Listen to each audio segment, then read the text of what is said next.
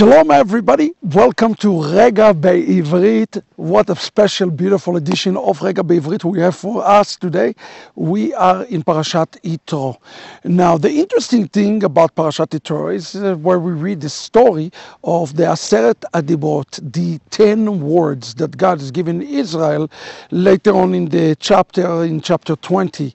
Now the question that you must ask yourself is, again, when we read a parasha, we always need to pay attention to the parasha name. Why would a parasha that is named after such an important event like the 10 Commandments, the giving of the 10 words, will be named after Yitro, who was a Gentile?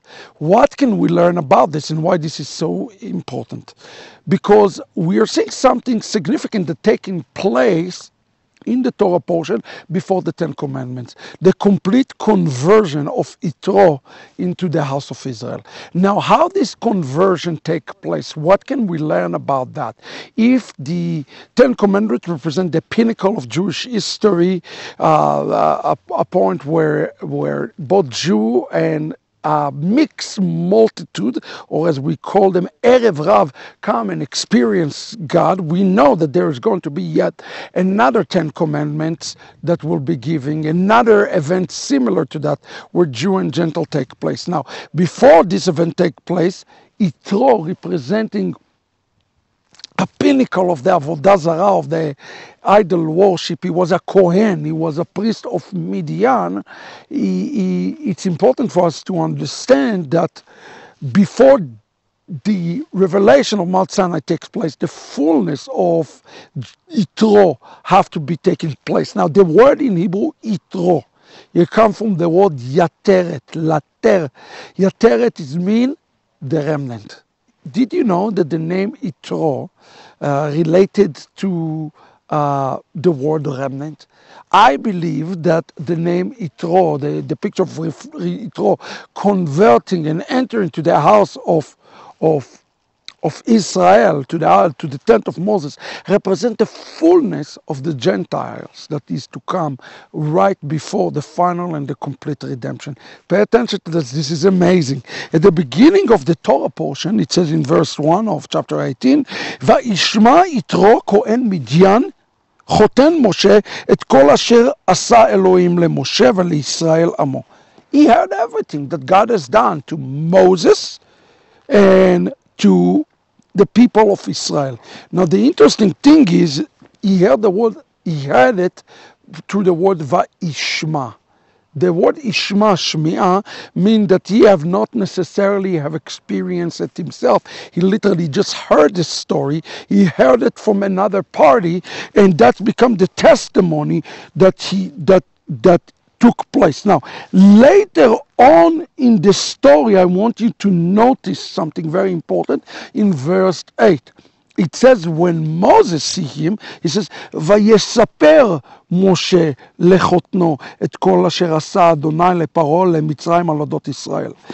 It's not Shmi'ah now, it's not Va'ishma, it's used the word Vayesaper, Vayesaper.